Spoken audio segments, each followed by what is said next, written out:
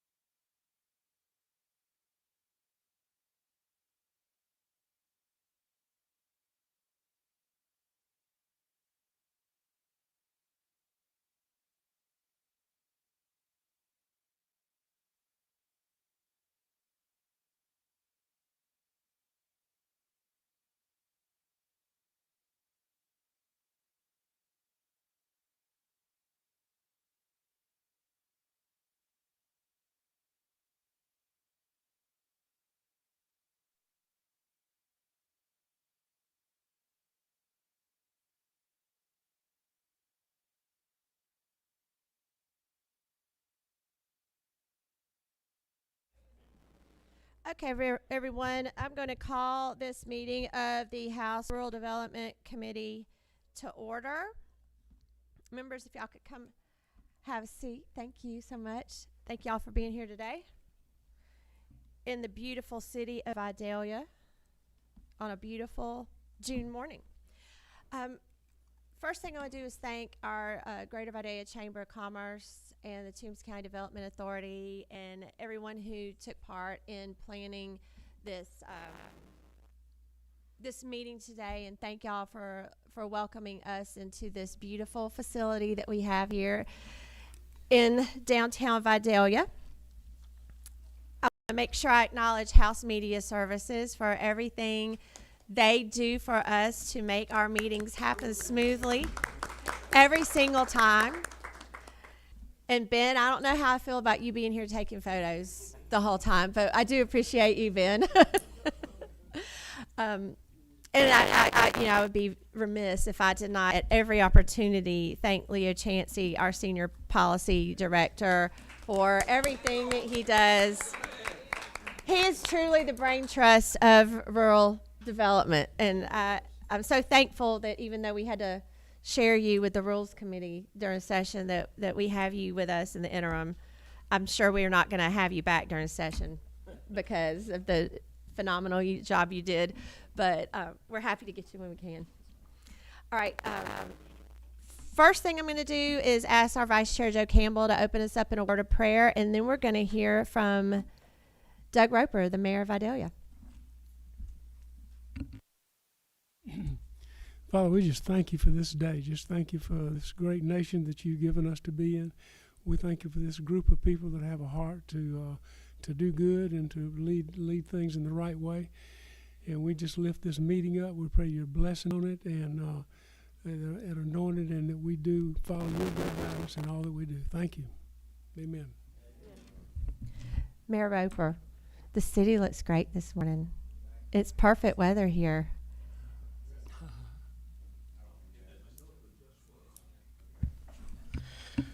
So, first, welcome to Vidalia. It's a pleasure to be here with you.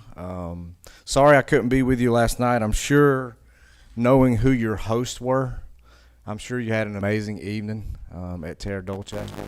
But I was on a ball field, so I wear a bunch of different hats around here. Local branch manager, Vidalia Federal Savings Bank, mayor, husband, father. So this time of year, I helped coach my youngest son in All-Stars, and we were on the ball field yesterday for the majority of the afternoon, but I can gladly report to you that we were able to battle back through the loser's bracket and win 3 games yesterday and won a district championship. So we'll keep working and compete in Statesboro over in Bullock for a state championship later this month. But I do want to, in my remarks, use 2 examples of why the work you do is so important.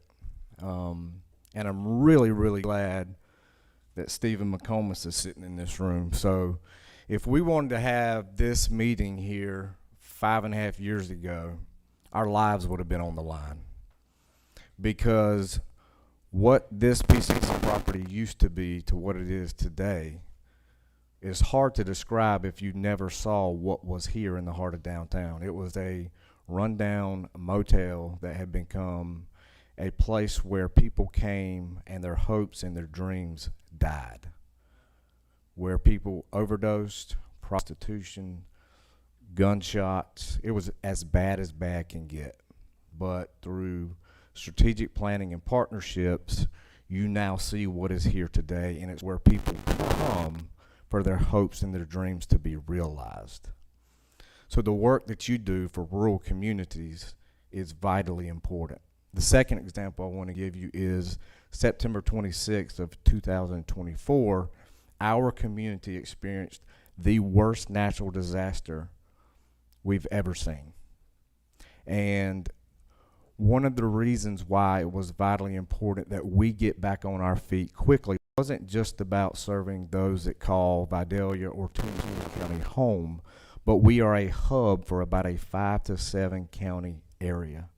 So that was early on when the leaders of both cities and the county were in the same room together planning on how are we going to respond, what are we going to do.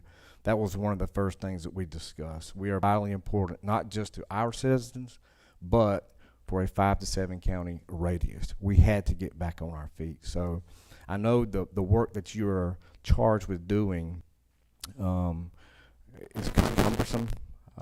When you might be looking at healthcare, education, quality of life issues, but they are vitally important for rural communities because we matter. We might not be metro, but we know our role and we want to be the best version of us. So I know you could probably be in a variety of different communities today, but you're in our community. You're in Toombs County. You're in the city of Vidalia. We thank you for the work that you do from, I'm going to say this word very strategically, from one elected official to another. I want to say thank you for the work that you do. And I say elected official because there's a difference between being an elected official and a politician.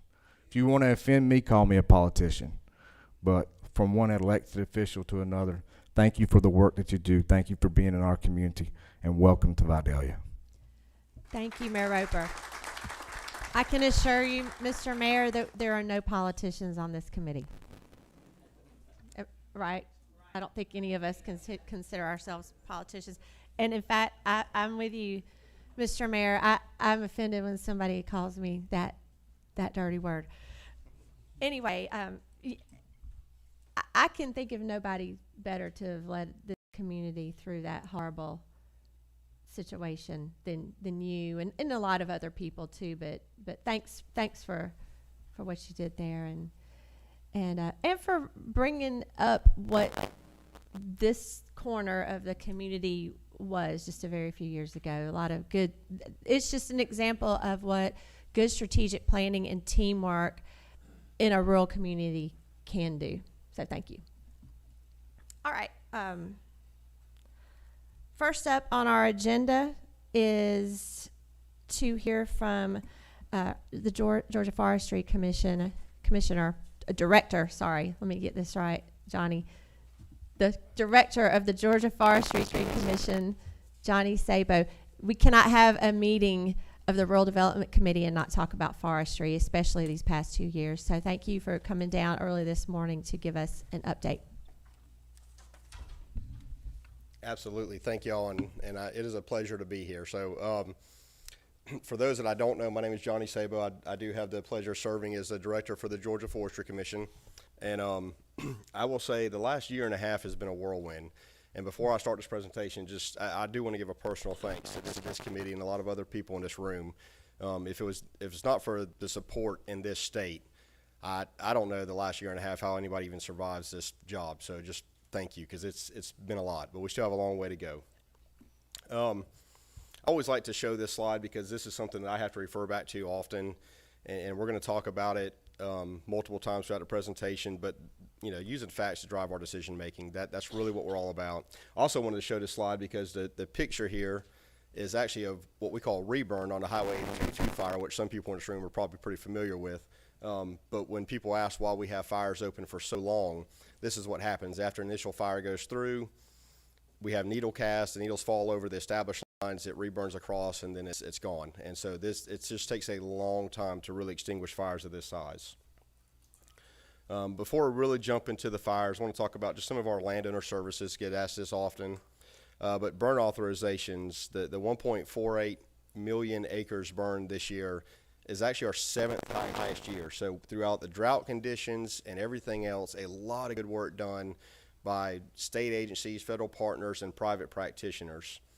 Fire breaks, 4,200 miles put in the Helene area alone. That's not counting our normal fire breaks. I know we still have roughly 30 jobs pending. When I say this, I'm actually happy to say this. We have about 30 jobs that's gotten too wet to where we can't push through. So I'm okay with that statement right now. So, but we're still continuing to clean up those that originally signed up to have fire breaks and roads cleaned out. On top of that, just some of our numbers for just burns completed this fiscal year, or burn assist completed for this fiscal year, 128,000 acres. Usually we do about 10% of our total number. We're down a little bit low this year, but for obvious reasons, we kind of had to stop pretty early and prescribe fire and shift our efforts. Forest industry update. So I'll spend a little bit of time here, but the first thing I want to start with is kind of call your attention to the picture, and that's just a rendering of the facility that's going into Morgan Green, our Morgan Green County unit, and so that will be the state's first mass timber facility as far as the state agency is concerned. I'm really happy with where we are in that process. Architectural drawings are complete. Working with SmartLam out of Dothan, we're guaranteed to source Georgia-grown lumber, so we will know that it is Georgia-grown timber that's going to make that facility, and doing really well on the budget. So that was one thing I know that I got challenged when we were presenting about it, as far as because there's a misconception out there that mass timbers roughly cost about 10% more than normal building materials. Well, I'm actually happy to say that so far through all projections, I feel pretty good about being under budget, to the point where we're going to build a learning facility onto the back and still be under budget. And so that can serve as, there's a Morgan Green landowner group. A lot of people in the community are excited about it, training with our fire department. So just a lot of different things we can do with that facility, but really, really happy with where that's progressing. So we're going through civil now. I don't have a date yet of expected completion, but we're doing the site prep, working through civil engineering, and then once we have that, we'll place the order with SmartLam, which they're expecting, and then we'll get moving on it. So very excited about that project. Georgia Grown Wood, that is a true collaboration between Georgia Forestry Commission, Georgia Forestry Foundation, Department of Ag, private industry, and economic development. There's been a 4-part video series created. They're working through those right now. Designated website for Georgia Grown Wood to go live sometime in July. And then from that, the actual informational material, kiosk, handouts, and everything else for economic development to go promote Georgia-grown wood to, not just around the state, but to other states, other countries, and really highlight who we are and what we have to offer. The Forestry Innovation Initiative, that was a project between us and Georgia Tech. That project is well underway. I don't know if anybody has heard, but Dr. Carson Meredith, who was leading the Renewable Bioproducts Institute, he got picked up to be a department head at the University of Tennessee. So happy for him. Hate to lose him, but we have somebody stepping in right behind him. And so that project's moving forward. The other thing we did at the Forestry Commission was we reallocated a position to solely focus on this. So we created an associate chief in our utilization and marketing division, and that is his job. His name's Ryan Phillips. He was our associate chief in forest management, and he will do outstanding with it. The goal is to have a request for proposal out shortly after the first of the fiscal year. Receive those bids back, and we're already working with some private companies to make sure things that we're throwing out there would align, with their practices. And we get those out there and then get that moving and start getting a pilot facility built. So my goal is by the time we start regular session, not next week, we start regular session, that we're telling you, hey, we're breaking ground here, and here's where we're going. Economic development. Sorry, I'm gonna have to grab some notes real quick. I actually got this from Sydney yesterday, and I just thought this was a great stat. So far in this fiscal year, we've had 40 new leads, landed 21 projects for 243 new jobs, retained 1,484 additional jobs to secure for $150.1 million in investment in the forest industry. Right, so I know we lost a pulp and paper mills that utilize a lot of woods, and we have a long way to go, but this just shows me how dedicated everybody is to ensuring this industry stays viable and stays on its feet. And they are outstanding partners to work with. And the last bullet point on here, SGSF stands for Southern Group of State Foresters, so that's myself and my 12 other counterparts. We got to meet last week in Florida. Was our annual meeting. And every state is facing this, and I know we talked about it. South Carolina lost industry a couple years ago. Alabama and Mississippi have been ahead of us to some degree. And so we're trying to look at this holistically as well. So I'll give an example of the 3 mill closures we had. We lost 8.2 million tons.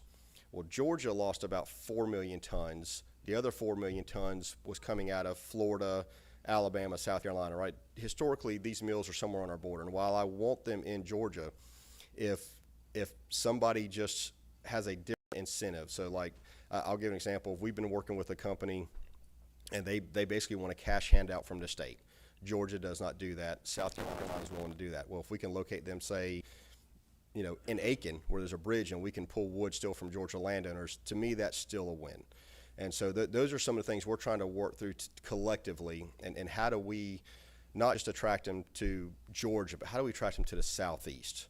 And so that's really important when we talk about, the future of forestry, because while South Georgia has been the primary wood basket of the world, collectively it is really the Southeast. And I'm going to talk about some of those numbers holistically at the end of the presentation. Back up to the wildfires and just emergency response a little bit. And we've had a lot of questions about, if you knew fires were coming, how have you prepared, what have you done? So I want to take a step back. About 2 years ago, we restructured. And I think many of y'all have heard this before, and we basically took everything that was siloed and forced it together and put decision-making down to the lowest possible level. When we announced that restructuring, it was in November. It went live in January, which is the peak of our landowner services. And our landowner services just went up by 35% over a 5-year average. Not adding positions, not doing anything, that needs help or investment. It's really just a restructuring and giving people the decision-making space and the tools and resources that they need. And it continues to evaluate and learn from past things. I did this presentation earlier this week to the Southern Commodity Conference for all the southern states for Farm Bureau. And I gave us an example for after-action reviews, and that's something we will continue to do, especially after these fires that we've just had. But something as simple as the hurricanes, it's a silly example, but I think it's a great one. We learned after Michael, if a major hurricane's coming through, we leave all the bay doors open because the roof may blow off, but we can get our equipment out. If the bay doors are twisted and pinned shut, we can't help anybody. right? So we keep notes from every fire that we've ever had in a database, and we can go back and review it, or every incident we've ever worked. And then, of course, I don't think I have to tell you all about the legislative investment and what that has meant to our group. And I really just want to say thank you. But when you look at some of these numbers, they're really pretty impressive. When we talk about 63 tractors in the last 2 years, I'll tell you we still got some work to go, so I hope to talk about that this coming winter. The 42% raise over the last 5 years for our wildland firefighters has made a huge difference, and our foresters. The new suppression helicopter, increased operational funding, and then just interoperability. And that interoperability made a big difference with our other state agencies this year. We still have a long way to go on that when we start talking about working with volunteer fire and other emergency management, at the local county level. But it is well on its way, and we're headed where we need to. Wildfire preparedness. Just as a side note, this is the Highway 82 fire, and when a lot of people are saying, hey, why can't you stop it, or what's happening here, this was the day it made a significant run towards the Browntown Road, towards the northeast side of the fire, where we lost more homes, unfortunately. What is happening here is what we call a plume-dominated wildfire, which people will say, oh, a fire's plume-dominated. It's actually really rare. Unfortunately, it was not rare for multiple days on both of these fires. But if you look at the twist and convection it has, we had roughly 150-foot flame lengths. So when people say, hey, put the fire out, we're trying to put out a tornado on fire with 150-foot flames with tractors. And so at the end of the day, there's really not much you can do but protect people, animals, get everybody out of the way, and wait for a change in conditions. We have to wait for a tactical advantage. And so those are kind of some of the things that people were facing. And really just a very dangerous situation, and happy with the safety record we had there. We do have a Type 3 incident management team that was established a couple years ago. They have went everywhere from Alaska to California, North Georgia, Florida, have been all over, and really brought back a wealth of experience. And they were very instrumental in the Pineland fire. They deployed to the Pineland fire. It broke out on the 18th. They deployed on the 19th, and this fire started on the 20th. So we kind of got behind the curve with the resources to have another management team to come in, but it worked out. Fuel mitigation, that's the program that is administered. The $135 million that was allocated to us, and $132 million for landowners. I want to say during session I was reporting only somewhere around $8 million spent. We're somewhere around $18 million now. That program has really started to pick up, and funding starting to increase, and we expect that to really increase once block grant funding goes out. A little over 42,000 acres have been cleaned up through that program, so just instrumental. I won't go into all these, but the one thing I will really touch on is the increased public relations and outreach. And to me, what's been vital on that one is not just general public, but is just the increased, from where I sit, with groups like y'all, with the governor's office, having that communication. And so I know I've got a lot of questions around the burn ban that we did. And I want to kind of peel back the layers for this group on how that happened, and the why, and why we decided to use that tool when we did. And so I was able to go sit down with the governor's chief of staff, Lauren, I want to say it was February 19th, and said, hey, here's my authority, here's the governor's authority, and just so you know, when people are calling on the governor to do a burn ban, unless he does an executive order and it gets very specific, if he declares a burn ban in this state, by law, it stops all hunting, fishing, logging, movement of equipment in the woods, and it's labeled as an extreme fire emergency. So we don't ever want the governor to issue a burn ban in this state because of the way the law is written. But I have the authority to do so in cooperation with Commissioner Harper, and so that we can limit silviculture and ag burning, and we work with the counties to do debris burning and land clearing. And so to me, that was a tool when our resources got stretched so thin, and we knew Florida was going to be stretched thin. That's the only place that really has tractors that can fight fire in southern rough like we have, that we had no choice but to implement that. So it was more from a resource allocation standpoint, and as soon as we were able to free up some resources and start move them, back to their home units, then that's when we lifted that burn ban. Pineland Road fire, I kind of want to set the stage for this a little bit. We had been running fire since December 8th. December 8th was our last day we had not run significant fire. So while session was going on and everybody's trying to do a lot of prescribed burning, we were extremely busy. I mentioned meeting with Lauren on February 19th. February 22nd, we had our first 1,000+ acre fire. And these things tend to increase exponentially unless we get a lot of rainfall. We know we were getting into D4 drought conditions and what was starting to happen. And so February 22nd, we had that fire. We had the first 1,000 acre fire in Charleston County. April 2nd, we had what was known as the Sargent Fire. Started in Florida. We caught it in Georgia. That fire was only 2,400 acres, but it was on 2 federal agencies, 2 states, and 3 counties, right? So that just sounds like heartburn when you think about it. But really, through the GOAL organization, if you've ever heard of that, the Greater Okefenokee Alliance of Landowners, we were able to all work together to suppress that fire pretty quickly. Fast forward to the 18th, Pineland Road Fire. That fire was what we call truly fuels driven, which a lot of times in our part of the world where we don't have topography like the mountains, they're wind driven, but our fuels were so dry and so volatile, they were running in multiple different directions. So if you look on the 20th, and I don't know if I have a pointer here or not.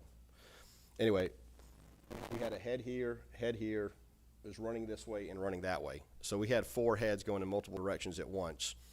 And that trend kind of continued. It was the same thing we were seeing on the 82 fire until the sea breeze would hit us in the afternoon. The Pineland Fire, unfortunately, 35 hunt camps were lost, but no homes.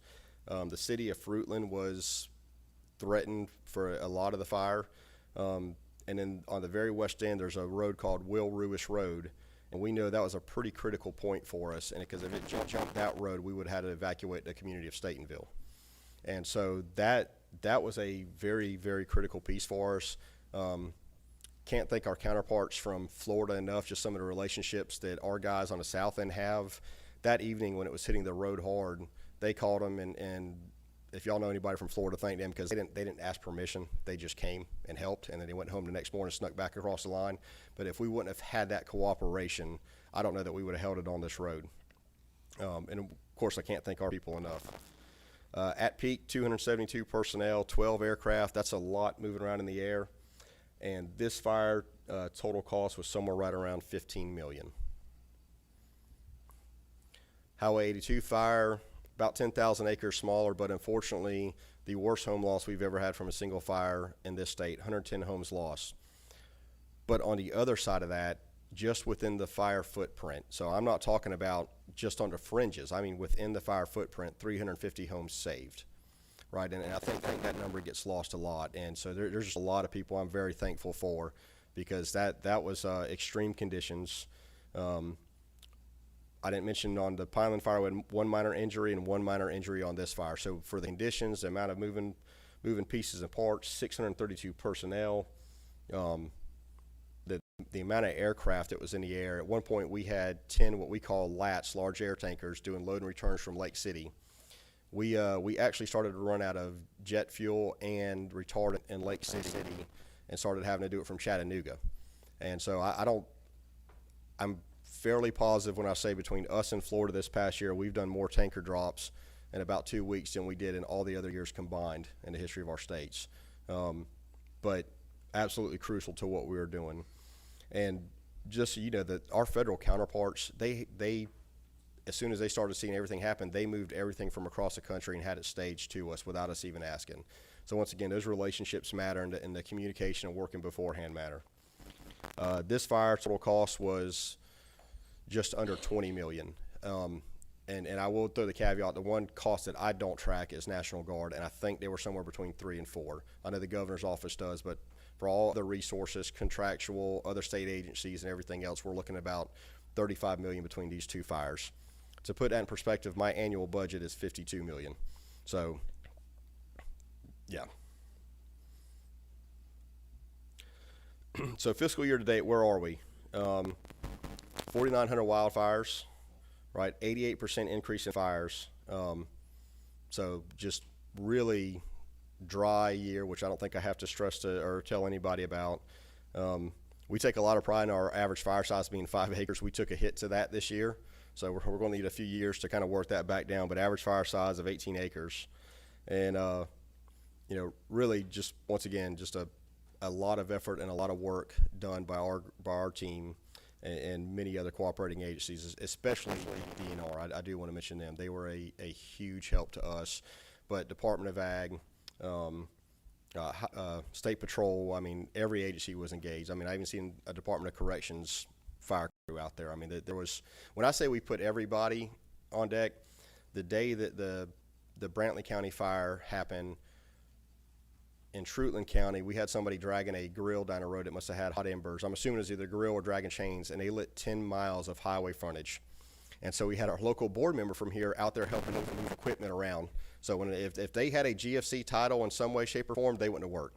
And so we had our board members engaged in everything we could do. It was truly all hands on deck. And then just looking ahead, you know, what does this mean for us? You know, we're going to go back and we're going to do our after action reviews. We're going to work with the GEMA incident, all hazard incident management team on what they've seen and what we can do better next time. How do we need to train better? Is there something we can do at Gypstick a little bit more to train our fire departments?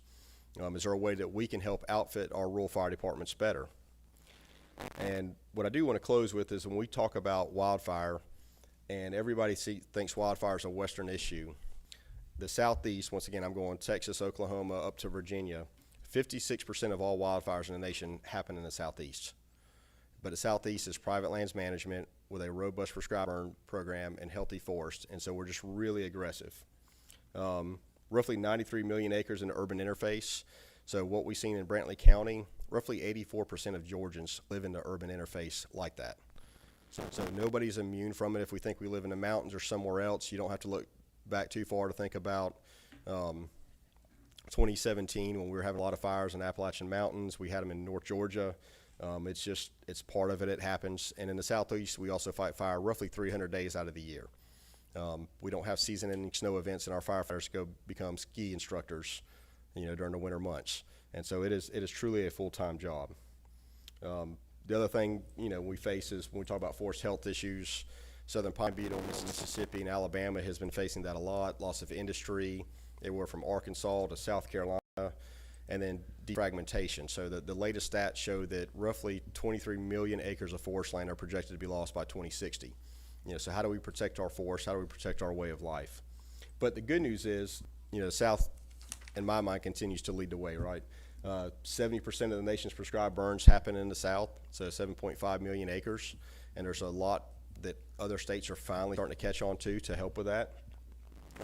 245 million acres of forest land, and 250 billion in economic impact, 59 billion in Georgia alone. And so when we talk about forestry, we understand it's our livelihoods, it's our jobs, and it's our way of life. And so that's something that the Georgia Forestry Commission, I know the association, and many others are really committed to protecting. And I know many of y'all in this room, so are all of y'all. And I just want to say thank you. I do appreciate the opportunity. I think the last thing that I did not hit on that I want to touch on real quick is block grant. I get a lot of questions about that, and of course Commissioner Harper and his team are leading the way. We have roughly 5,800 applications. I don't know the breakdown between forest and other commodities, but that takes a moment to go through those applications. We have roughly 20 reviewers. I have 9 foresters that are fully dedicated to just reviewing those applications and trying to work with landowners. And we understand sometimes this process can be cumbersome. And unfortunately, there is things that we have to collect for the federal government to be able to hand money out. And so one thing that we're committed to is making sure we get it right, working with the landowners or their representatives. So there's a lot of time spent going back and forth and making sure that we are helping them get that application 100% correct. And so that's our goal. I know that's Commissioner Harper's goal, and also a goal of just getting the money out as quickly as possible, but we want it to be right. So with that, I will hush, and I'm happy to take any questions. Thank you very much for that. I appreciate that you bring the science of forestry to us whenever you present. I think that's something that is lost on a whole lot of people that just drive by the pine trees on a daily basis. They don't think about the science and the data that you at the commission are using to make sure that industry is healthy and protected. And despite all the challenges that it has faced lately, you've got some great programs you're working on, and I thank you for that. I'm sure we have some questions from the committee. I have one to start with. Is it true that a member of our committee is a volunteer firefighter? And came down from extreme North Georgia Allegedly, yes, to fight that fire, Yes, and is that true? Absolutely. That's what I Although thought. I didn't get to see him, but everybody I bumped into said, "Have you seen Chastain out here?" I said, "I have not," but yeah. So for those watching and for those of you here, I want to make sure y'all know that Representative Johnny Chastain, just last summer, I think, became a volunteer firefighter. Is that right? Firefighter 1, firefighter 2. Yeah. Thank you. And immediately came down to South Georgia to help out when he was needed. So thank you for that. There was over 100 different departments from Georgia there, 150 different structural apparatus. There was a lot of moving pieces and parts for sure. So something I'd like to never do again. I hope not. I think that's something important to make sure everybody understands that our state operates very well as a team. Our agencies, there's a lot of moving parts when it comes to running a state of our size, but I think that for the most part, especially when it comes to agriculture and forestry, our different agencies and partners work very well together. Do you feel? Absolutely. So I'll give once again, I mentioned DNR. So my main communications person, she had an emergency happen. She had to step away the day the Brantley County fire broke out. And so we had worked with DNR during the ice storms. And so I knew their main external affairs, Haley, and I called Walter. So Walter, I said, I need Haley's help. And he said, she'll be there this afternoon, whatever you need. And so she was essentially a GFC employee until we were wrapped up, or until Wendy, our communications person, was able to come back. And in between that, tractors, like I said, Commissioner Tyler Harper, he was out there. The governor, at least 3 trips out there that he was with me. I'm not real sure if he ran any operations, or I wasn't with him, but that's, it just fully engaged. And once again, when I said all hands on deck, I think the video that some seen of there was a lat dropping retardant back behind a White House. That was that was me calling back there, working that one. So when I said it was all hands on deck, it was all hands on deck, and just couldn't do it without the team. That's great. We do have a few committee questions. ma'am. And committee, I would just, we're already a few minutes behind, and we do have a hard stop point, but I do want you to be able to ask your questions, but let's keep them pretty to the point and work them pretty quickly. I'll just start over here with Representative Mike Cameron. Well, number one, I just want to thank you for your diligence. You've called me from airports and all kinds of other places. Yes, sir. You stay on top of stuff. And as you know, I have 3 mountains in my district. And a couple of years ago, one of them kind of lit up a little bit, and y'all stayed at it. It was stubborn, but it wasn't humongous, but it was big enough to be worrisome with the population. And I think the one thing we need to realize is in Georgia, we have a lot of good people in the right spots, and you're one of them. And I appreciate your efforts. Thank you, sir. I just want to say that. Representative Campbell. I couldn't quite follow all your numbers that you were saying. Is it a fair statement to say that basically every county in Georgia was sending equipment? Absolutely. Yes, sir. Yeah. A few of the counties around this area, I didn't strip down to one tractor, but for the most part, every county I had to strip down to one tractor, or leave a chief ranger on a tractor and send everybody else. We put all hands on deck. Every forester, every person I had was either in fire or fire suppression. A lot of moving pieces, parts people don't see. We even called what we call an expanded dispatch and set up an area command in Macon. And I pulled people from Alaska and all over the place to help move resources around. And so Macon was a happening place. And so yes, sir, it was. We had state to state resources from I think 13 different states as far as Alaska. And on top of all the federal resources from everywhere. We had 7 Type 1 hand crews in South Georgia, which I'm not sure that we've ever had that, even when the swamp's burning, that many hand crews. But it was just because of the urban interface and the amount of attention to detail that every little thing needed. So we would take drones and fly twice a day just around the houses with IR cameras, and then immediately give that data to the hand crews, and they can go find those hot spots immediately and extinguish them along with the volunteer fire department. So it was we were as aggressive as we could be when we could be. Chairman Green. Thank you. Direct you had the perfect storm here, that everything that could go wrong, set you up for a disaster in the state of Georgia. What can the legislature do, knowing some of the things you faced with? What can we do to make sure that if we have this again, what could we do at the legislature to help you? Not getting into specifics, but I'll say just the continued support. We're going to have up years and down years, right? We're going to have wet years, but if we let our fleet, our tractors, our technology fall behind, then when we do have a year like this, we're years behind, right? We've been working on this for 2 or 3 years to have the right moving pieces and parts for when this did happen, and unfortunately, we still lost 110 homes. And so it's just that continued diligence, just understanding that we're going to have good years and we're going to have bad years, and just not letting our foot off the throttle. But yes, sir. Representative Williams. Thank you, Madam Chair. I was going down, I went down several times. I was going to help fight the fire, Johnny, but when I heard Chastain was there, I gave in to him. Yes, sir. The 2 mill closings in my area, one in Riceboro in my county, and of course SIP in Savannah. Yes, sir. Over 1,300 jobs and affected about 5,000 landowners. Has any progress been made? I haven't gotten an update lately on the fumigation restrictions with the European Union that prevents us from shipping chips. That one continues to be a challenge. I know the AGL, Advancing Georgia Leaders, they actually met with EUDR and European leadership when they went over there this past summer, or this past spring, sorry, and that was one of the topics along with the EUDR regulation. Unfortunately, I think that's going to be one that's going to continue to be a battle. I do know there's a new company coming into the port there that's going to increase exports. At least that's what we're projecting. I got to speak with some of the Georgia port people, I think Monday evening, and they're pretty excited about the project and the projections.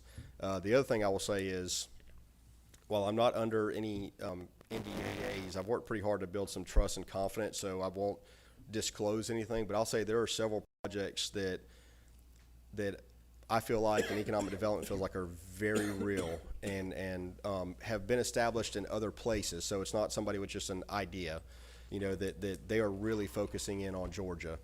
And so that's, I continue to remain optimistic. I'd like to get an announcement sometime soon. That would make me feel better, knowing that even once they announce, we're probably 2 to 3 years from even taking wood. But I really continue to remain optimistic about it. Yes, sir. Thank you. We're going to do one last question. Our volunteer firefighter, Representative Johnny Chastain. Thank you, Chair Lady. Now, I will be really quick, but I had to just make a couple of quick comments about what I saw.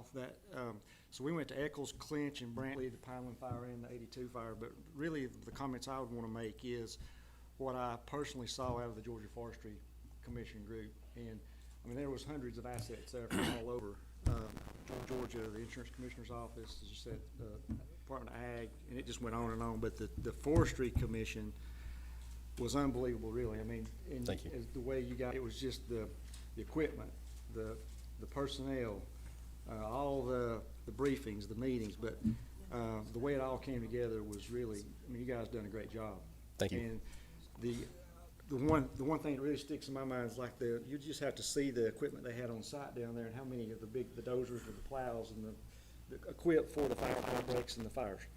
And the one gentleman that just barely got off of his dozer before it burned to the ground there where the governor made the press conference. Mm-hmm. We were real close to that. So it was, to do all of that and not have a loss of life is pretty darn good. I know that we had the asset losses and things like that, but you guys did a great job. So just appreciate everything you did. Thank y'all, and the same with yourself and all the volunteer fire departments.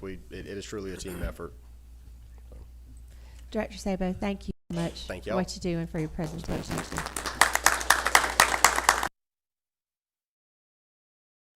On to Brittany Hall with the Georgia Association of Manufacturers. I'll give you as much time as you need to get ready, although I don't know that you need much time. Okay. And members, if your if your microphone is not muted, I'll just remind you to go ahead and remute that. There we go. All right.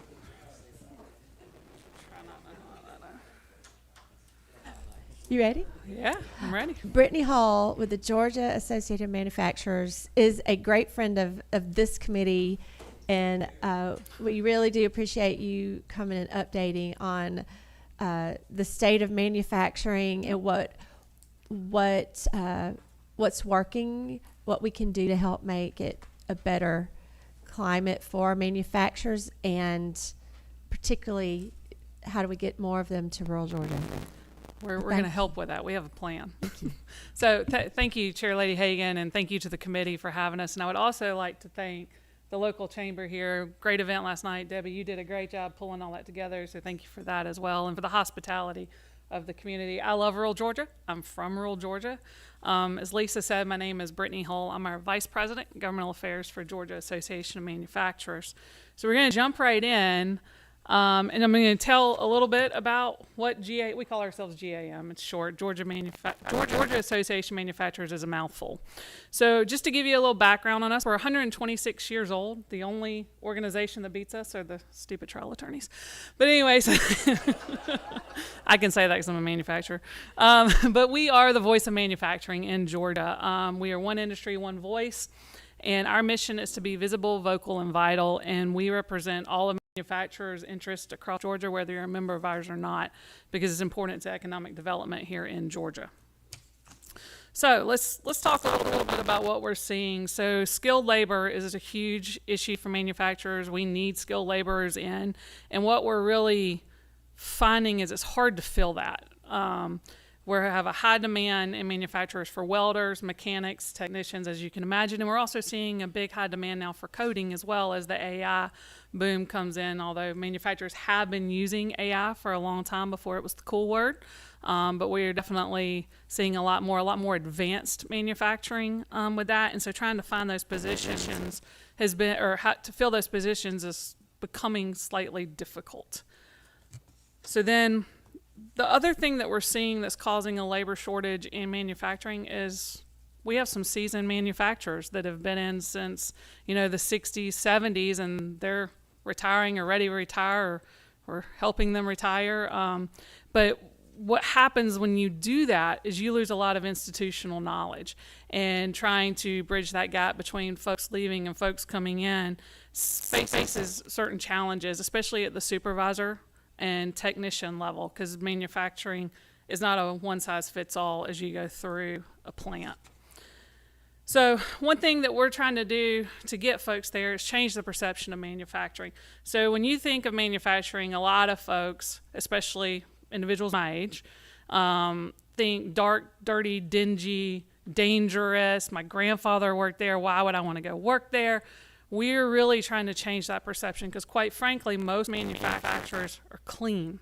They use a lot of AI. You could eat off the ground, and people just don't really understand that. So we're really trying to change that perception, and we're doing that really starting in the high schools, which we'll get into here in a little bit, and trying to give awareness of what modern manufacturing is to individuals. So some of the challenges, though, we talked about this, I think last year, Chairman Hagan, was when we came and presented, as what are some of the challenges.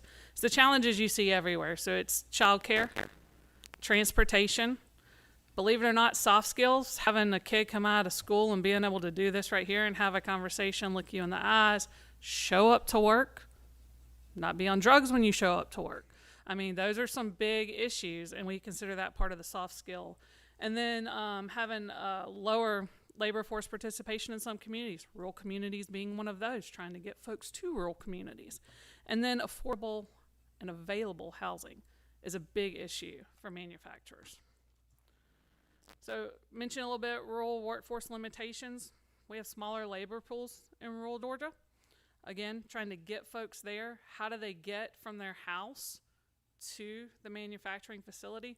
I will give a shout out to Lowndes County. The city of Valdosta has a program where they actually have basically a city Uber, and for $2, someone can get on that. And they thought that it was going to be more for folks to go back and forth to grocery, buy groceries, or go do entertainment stuff. But what they found is these people are actually using that to go to work. So there are things across the state that are working in rural Georgia. We just need to see more of that. And then again, attracting folks to rural Georgia. I'm a rural Georgia girl. I love it. I don't like the big city. But taking someone from a big city to rural Georgia, where maybe not all the amenities are there that they're accustomed to, but teaching them that that's okay. You don't need all of that stuff. So, safe to say that workforce is definitely the top concern of manufacturers. So how do we address this? So how do we address the challenges? We collaborate with individuals like you. We work with education, and we work with our local chambers as well. So what we are working on, and I want to show this before we get into it, one thing the legislature did that was extremely helpful and helped us is Representative Matt Gamble's House Bill 192. So it was the top state for talent, and we added manufacturing into that. I believe it was the 2025 session. And so it puts manufacturing into the education curriculum. But what this graph, I don't know if I have a pointer, but anyway, this graph here, what it'll show is we're seeing a perception change. So when I grew up, I was told college, college, college, college. If you don't go get a 4-year degree, you will never have a career. Well, that's not true anymore. We need technical, we need that skilled laborer, we need someone who can walk in after a 2-year degree, and they may get the first year in high school as a senior, and then 1 year and go straight into the workforce. So we saw a significant drop. It's 75% of people thinking a college education was extremely important, down to 35% saying it's not that important, go get a job. And so we've really tried to jump on that. And so that means our trade schools, hopefully, are getting a boost in enrollment. But what we're doing is looking at, all right, so what's the emerging talent?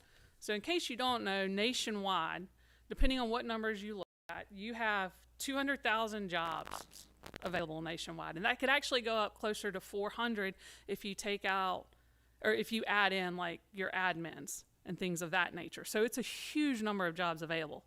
In Georgia, depends on who you ask. We still have a lot of jobs. It could be 8,000, it could be 20,000. It just depends on how you look at the numbers. But long story short, we have jobs available, and we have an emerging talent coming out. So high school graduates, technical college system, as well as the university system, you have 225,000 students coming out. So how do we connect them to manufacturing?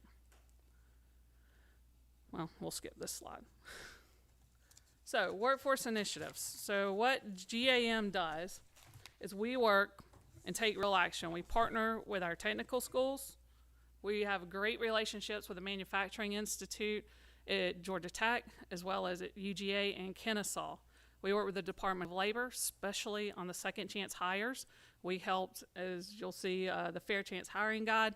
We helped write that with the Department of Labor. And then we work with our local governments and chambers, those that really get engaged and work, and then nonprofits as well.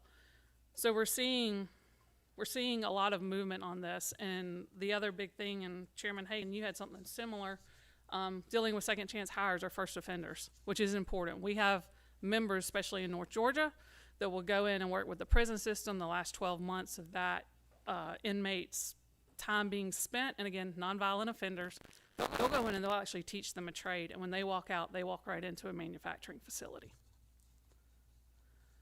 So, manufacturing Georgia. We talked about this last year. This is something that GAM really probably had been implemented about a month when we first talked to you. So what this does is it is building a strong talent pipeline. So we have employee referrals and community partnerships that tap into local talent pools. We have apprenticeship programs that go through this, as well as on-the-job training that makes entry more and more appealing. And this also, we collaborate with we collaborate with high schools, trade schools, as well as community colleges to kind of get them involved and to understand what manufacturing is. Again, that not dark, dirty, dangerous. So on the program, we have over 3,200 users and 72 companies. But what it does is it enables that connection. So again, most kids maybe don't think of manufacturing, but when you expose them to it, they're like, oh, this is kind of cool. And we do this in a really, really neat way. But we have been very blessed to work with some really great schools, and I'll get into that here in a little bit. But what this is it is certified for the Career Technology and Agricultural Education Program. And so I just want to give you a little update on numbers. We started what we call Maker Mojo. And so it's essentially a video game where kids can go in and learn what happens in a manufacturing facility. So we had 100 or over 1,000 players across 52 counties here in Georgia. And basically the 713 clicks from Maker Mojo game took them straight into manufacturing Georgia. So they played a game, and then they went and saw where they could actually do this in real life. So this is the game. It reminds me of like the farm where you go and you build your farm or you build your home or something like that. So basically they go in, again, approved for classrooms by the Georgia Department of Education. And when the students go in and play the game, they're learning about manufacturing technology and vocabulary that they aren't necessarily going to get in a classroom, right? I mean, manufacturing is very different in that certain, like you've got to know what a wrench is. You've got to know if it's a Phillips head or a flat head. I mean, there's certain things that kids just don't know these days. So they go in, and so they'll play this game and, again, learn about the terminology in manufacturing, but they also learn what it's like to weld. They learn what it's like to assemble and build. And what's really neat is, this is like my favorite part of the program, by the way. So when they go in and they play the game, they're asked for their zip code. And we do that because once they get that zip code and they go in and they play the game and they're like, hey, I have an affinity to really building things. So then it pings one of the companies on Manufacturing Georgia that says, hey, student Lisa Hagan is playing this game, has a real affinity to building. Let's match you two. And so this is an example of Toyo Tires. I'm sorry, it's kind of cut off there. But Toyo Tires, this person liked the electrical side of it, paired them, and now they're talking about a job, coming right out of school. High school, technical school, whatever age the student was. So this here was one of our opportunities. We partnered with the Be Pro, Be Proud bus. And so students at Jenkins High won a visit from their local manufacturers and a visit from the Be Pro, Be Proud bus, which is really cool. You go in and it essentially is an assembly, a manufacturing assembly in the bus. It's really cool. And they can go in and they play virtual reality games that simulate manufacturing. And so we did this with some of our partners at Georgia Pacific, Mitsubishi Power, Hyundai, and Savannah Economic Development. It's a great opportunity really to showcase manufacturing, especially over in that area. And, just kidding. So the students also, they did this because they won the competition in Manufacturing Mojo, which honestly, my counterpart, Robert Jones, could probably tell you more about that competition, but it was the first of its kind, and we were extremely excited to have this happen. And then just if you want, this is a QR code that takes you straight to Manufacturing Georgia. My contact as well as, and I'm sorry it's not showing up, but I'll send it to you, Chairman Hagan, and Robert's contact from Workforce Development. But with that, I'm happy to take any questions. All right. Thank you. And we've got serious challenges in rural Georgia and manufacturing in general because of workforce issues. But that's really cool, the creative ways that y'all are matching people with an aptitude for manufacturing with real jobs. Thank you.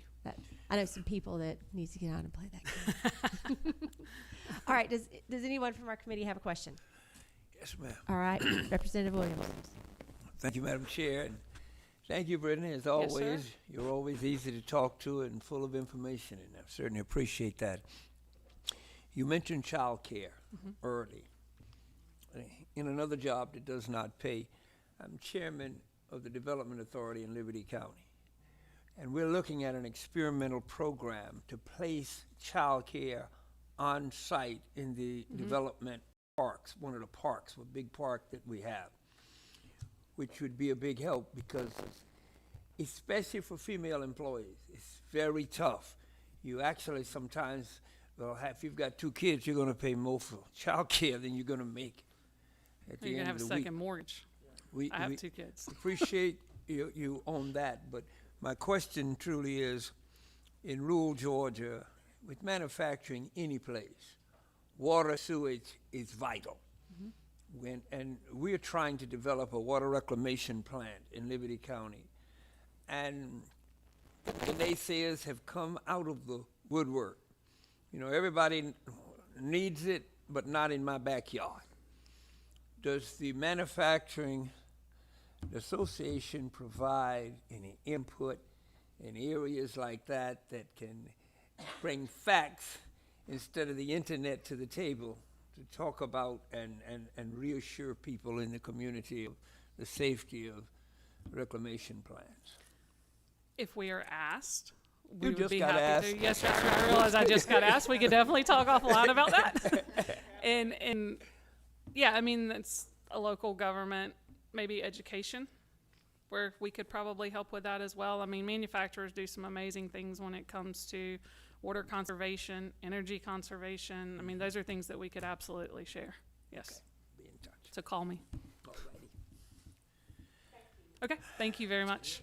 Don't have any more questions, but thank you so much. While our next speaker is on his way up, Clint Hutchison from the Mercy Ministries, if you want to make your way up, while he's doing that, Representative Williams, you Yes, ma'am. mentioned childcare Childcare. on site. How far along are y'all on that process? In the planning stages, we've got several industries out there. We took it after a model that's near Griffin.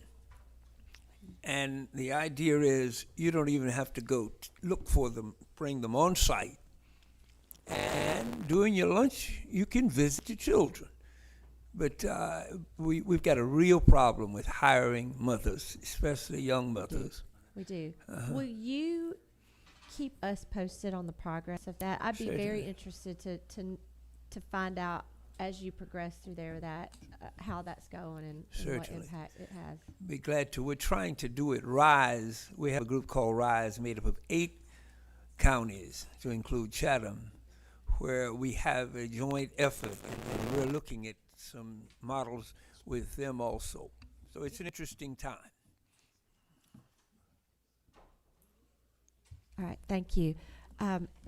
Okay, if you're looking at the agenda, we were going to have a presentation from Manna Nutrition.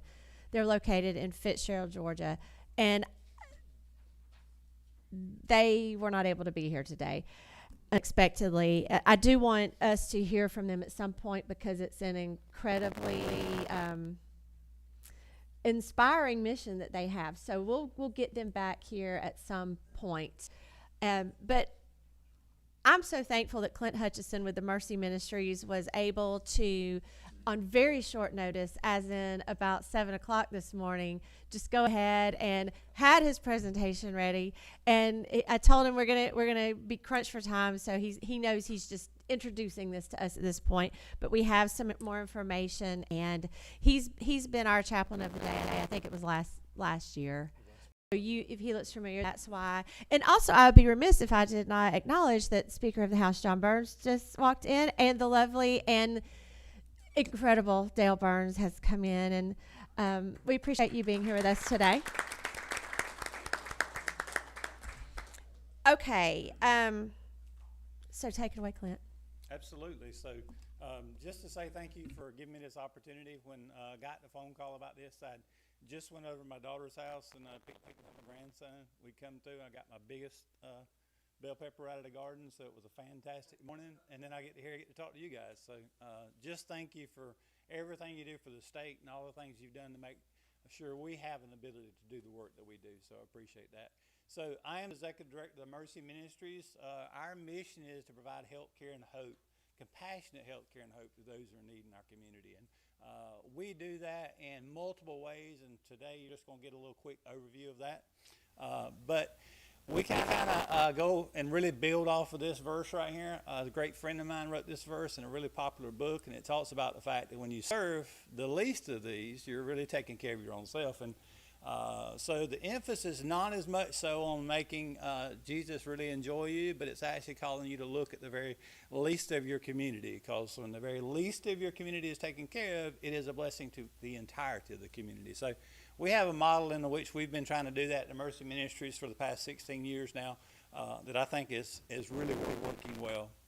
So we have this model that we call right now, one, it is a relationship model, and as many of you have talked about already today, we can't work as individuals. We need to be partnering with each other.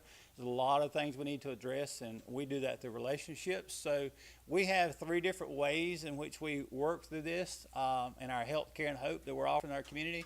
One is our clinical framework. We'll share in that in just a second. Then we also have a ministry framework where we talk and work with the individual, themselves on their spiritual care and their emotional side of things. And we also have a development framework. How are we funded? There's a dollar gets tagged to everything, so we're going to talk a little bit about that. So our organization in general, we look leadership, governance, and culture. Our leadership, where are we going? What are we working at? What goals we're trying to achieve, and how are we doing those things? Decision making, stewardship, how are we managing the things that's been given us? Whether it's from the state, whether it's from local donors, individuals, how do we handle and take care of that? Second part is our government. It's our accountability and our oversight. It's not only just our stakeholders that are sending donations to us, but it's the community in which we live in. You know, how are we making a footprint here that's making our community better? And then ultimately culture. It is Christ-centered, excellence, and service. We're making sure that everyone is seen as an image bearer because they all have importance. Going back to my grandson I picked up this morning, he's important to me because one, he's my blood. He's also a little tiny short little fellow just turned 2 last week. But he's really more important to me because he is my future. You know, he is what's coming to generations after me. And to be able to pour into that little kid, you know, it's what's making the future bright for us. So our clinical framework. So we take care of individuals that are uninsured, low-income adults that fall under that 200% of poverty standpoint. And the way we do that is we offer primary health care. Primary health care at no cost to the individual. We use an eligibility process, so we're not just a walk-in clinic. They have to be verified as our patients. And Georgia has an amazing program, Georgia Volunteer Health Care Program, that makes that possible for us. So thank you guys for making sure that's there. Again, we're primary health care. We're working on those chronic diseases, things that people need to get taken care of constantly and manage so that they can not only be good for their family, their community, but also be able to share that into the next generation as well. Medication assistance, we're able to get medications at no cost through work with pharmaceutical companies, also MAP International, a couple other nonprofits we work with. But if we can't get it through them for the patient, then we can actually work with local pharmacists in town to be able to help get that to them. For instance, this week we had an individual come in from our local hospital, needed medications, and we were able to see him that day and get him medication in his hand that day. And that's the kind of turnaround we try to make sure we have, and excellence we try to promote within our clinical care. So our care coordination, our referrals, if we can't do it in-house, we do send it out. You'll see in just a minute when you hear from the Georgia Lions Lighthouse, they partner with us, and we partner with them. They're actually going to be doing a clinic in our Graham location this Friday. So we're plugging in the resources to make sure everybody has what they need. Unfortunately, we don't have resources for everything, but we try to offer the very best that we can for the care that we got. And like I say, our ancillary services, our counseling, we have retired counselors in office. We also have pastors that come in. And a lot of time it's just sitting with a person and saying, listen, you matter. You know, you have a reason to be here, and let's work through this. Great example of this is I was actually in our Baxter location, which is in Graham. And this week we had a young man, I'd met him before, talked with him. He was out of our system for a while. Had a 1013, meaning he tried to commit suicide, was in the Jeff Davis Hospital. Just got out of that. I seen him that day, yesterday, in the clinic down there. So I was able to talk with him.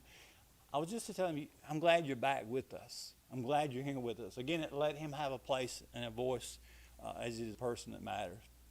Talk about our ministry framework. How are we working that emotional side, the spiritual side into our ministry?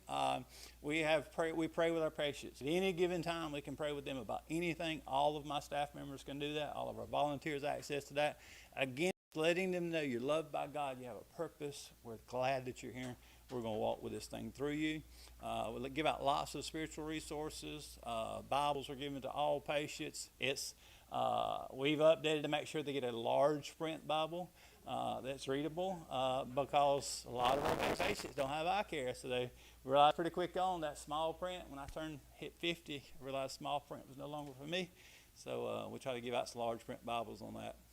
Our staff and our volunteers are connected to the ministry. None of our staff gets paid what they could make in the for-profit world.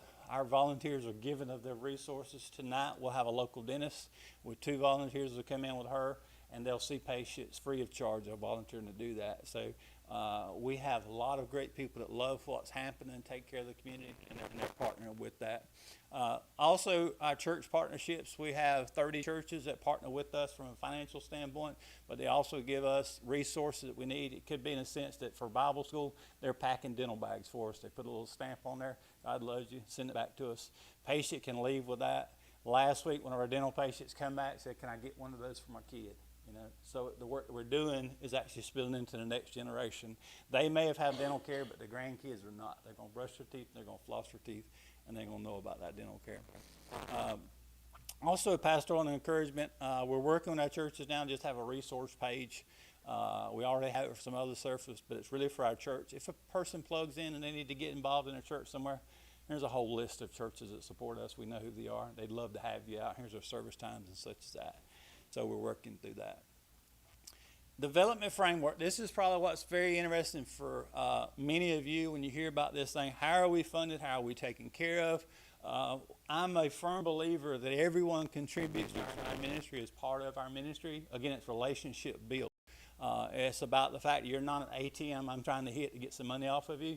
You're making it possible. You're not giving to me, you're giving through us. So when you give to the Mercy Ministry, you're giving through us to take care of that need of offering health care and hope in our community. So individual donors, 65% of our income comes from individual donors. 50% of my work is actually touching base with those individual donors.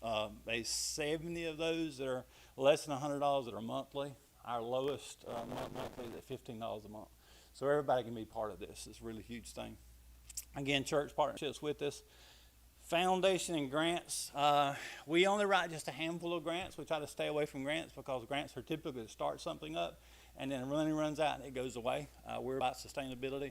One grant that we do write, though, and it actually provides for our PA, nurse practitioners as well, but today it's for a PA that's actually serving in the clinic today, is through the Georgia Charitable Care Network. Becky's here with that. So state of Georgia gets $1 million set aside for that, and that's huge for us. That allows us today to have that clinic open. So it's a way that, it provides an opportunity for us to have a mid-level provider in that clinic. And Georgia Charitable Care Network is a partnership with multiple clinics that work together. I was talking to some of them yesterday. We share resources amongst each other, brainstorm about new solutions to the problem we face, and it's just a huge thing. So thank you for making that possible for us and supporting the Georgia Charitable Care Networks.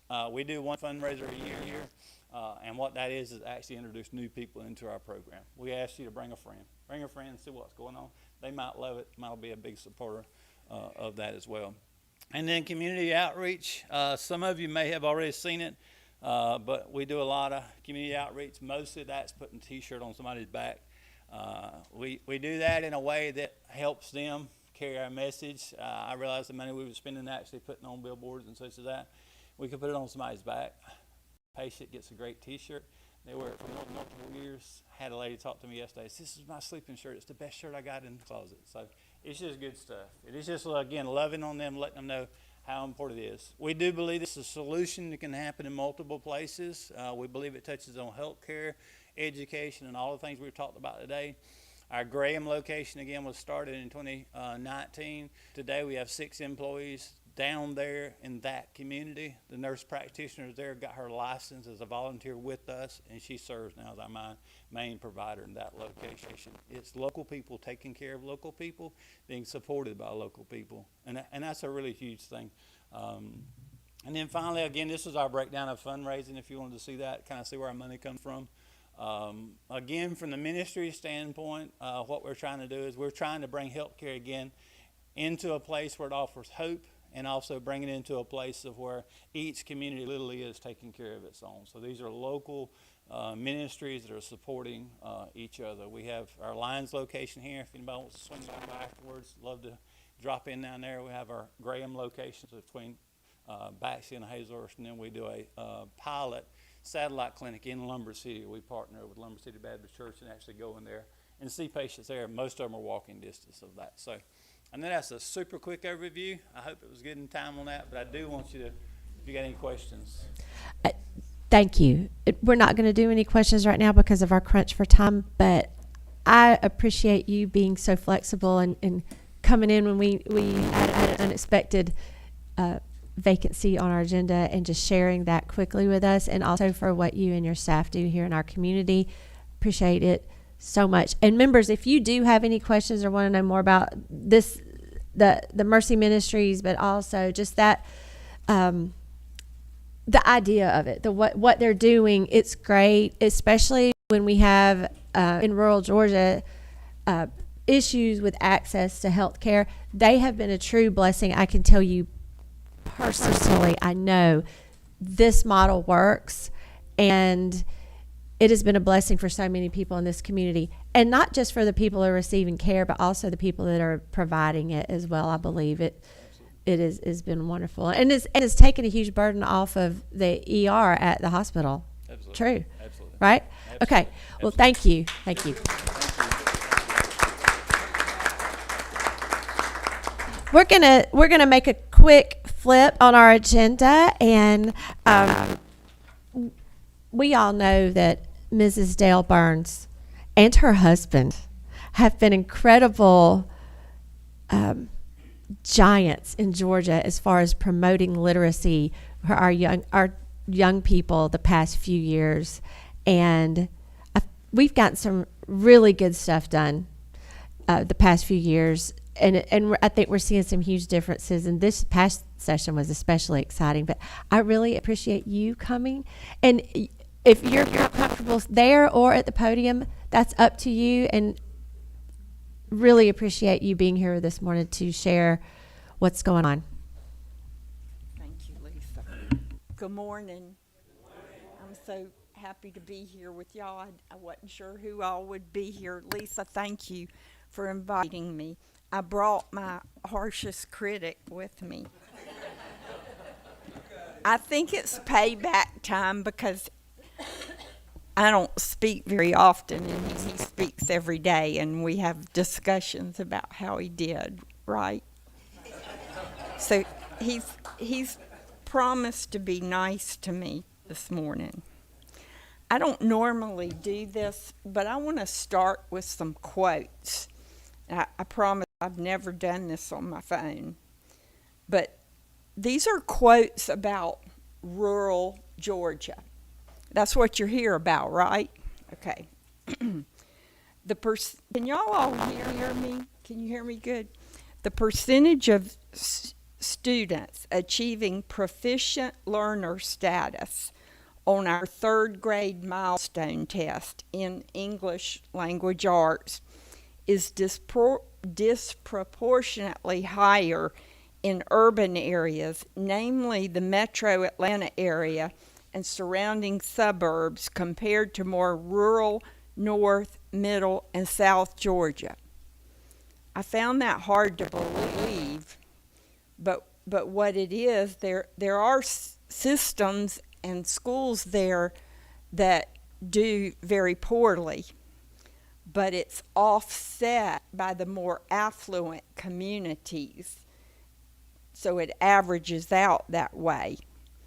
Based on an analysis of the latest educational attainment data from the American Community Survey, the 29-county Atlanta metropolitan area would, were it were a standalone state, rank 10th nationally for educational attainment. Georgia's remaining 130 counties would rank next to last nationally, ahead of West Virginia, but behind Mississippi.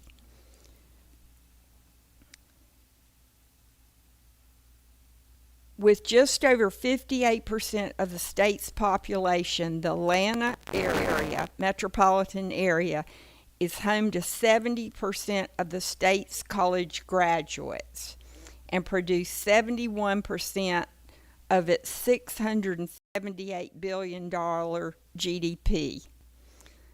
Also this, some 62 rural counties, those with populations below 35,000 in the southern half of the state, fell into the bottom national quartile for educational attainment. And finally, based on fall 2024 enrollment data for the University System of Georgia, nearly 80% of the in-state students attending the top 4 research institutions in Georgia hail from Atlanta, which is again 58% of the state's population. So nearly 80% of our USG top institutions. So that's going to be Georgia Tech, University of Georgia, Georgia State, and Augusta Medical College. So those are pretty upsetting to me, to you, because we care. I'm going to talk about House Bill 1193 and how I think it can make a difference in those scores that you just read.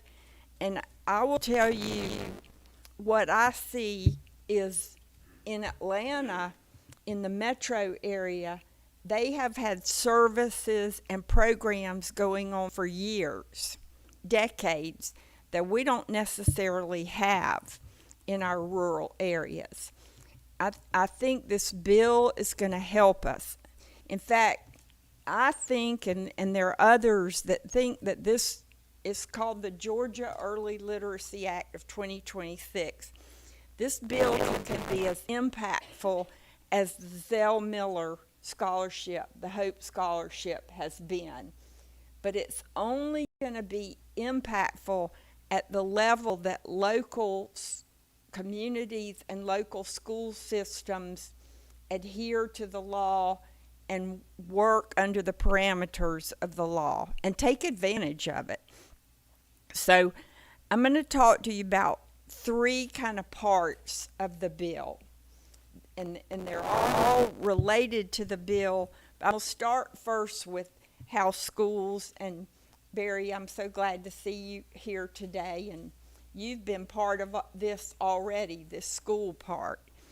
This first part of the bill, which affects our school systems, we got a lot of information from Alabama. We went there and studied what they had done. They took the Mississippi model and improved on it, right? So then we've done nothing but improve on other states' models. The bad news is these other states have been doing this since 2013 and 2014. Why Georgia is so far behind, I don't know. At our State Department of Education, we would have hoped that we were looking at this sooner. I would have hoped that. So there's really 5 parts that I want to talk to you about, or 6, up to the literacy bill for schools. There's going to be a state literacy director, and that person, the job description's gone out now. That person will be hired, and they will run this whole program. Underneath it is a very important committee, I guess you'd call it. It's a task force. And that's different than anything we've ever had in Georgia, because this task force is really going to be made up of literacy and science of reading experts. And I'm going to give you one example of what they're going to do, not meaning to step on any toes, but for years in Georgia, the school systems, we've picked the high quality instructional materials, which simply means we've let school systems pick from a list of their curriculum. And right now, Georgia has 16 curriculums, and they're not all based on the science of reading. It's a big problem. And here's why it's the problem. I have 3 education degrees and 2 add-on degrees, and I don't have the capability of choosing a curriculum. That takes a researcher, a nationally certified person that really understands curriculum. So we're going to choose the curriculum for the state. That committee will. Now, they might choose 4 different ones, or 2, or 1, whatever meets the criteria, but it'll be a very rigid criteria. We're going to continue with the universal screeners. Every child, K through 3, in a public school, they're being evaluated so that we know exactly how to help them.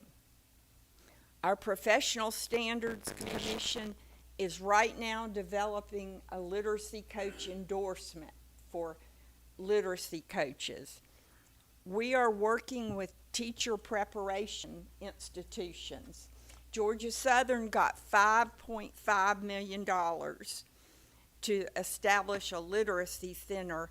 They are going to be working with other university system colleges of ed on, we want our teachers better prepared so that when they go into the classroom, they're ready to start teaching reading, especially our early teachers. Dyslexia is still going to be a big part of this. There are going to be 2 levels of literacy coach. You could think of them as literacy coach trainers. They're going to be regional leadership literacy coaches that only work with school administrators, superintendents, principals, assistant principals. Because if the principal doesn't understand and buy into it, it doesn't work. And this is where you can go back to your communities and talk about this. Then there are also going to be regional literacy coaches. Both of those 2 groups come from our RESAs, Regional Educational Service Agencies. And so they're the experts. Then the last layer are the school-based literacy coaches. And here's where you can help. Talk to your school superintendent, because we don't need to hire the principal's best friend. We don't need to hire the teacher that is going to retire in a year, and we just need to get her out of the classroom. We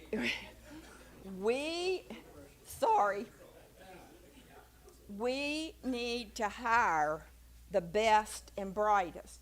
Because think about it, that person has to work with adults and students. It's a literacy coach. A coach in a school is a different animal. They're not a teacher. They are, but they have to work with adults too. Y'all get it. The last thing about the school part, we did not change the compulsory attendance in Georgia. You still have to go at age 6. What we did do is encourage you to send your child sooner, age 5. And what we've done is we're allowing parents to make the decision. Do you want your child in pre-K, kindergarten, or first grade? But if you bring your child and say, I want my child in first grade, we're going to assess that child. And we may work with the parents for them to understand your child's not ready for first grade. They need that foundation year.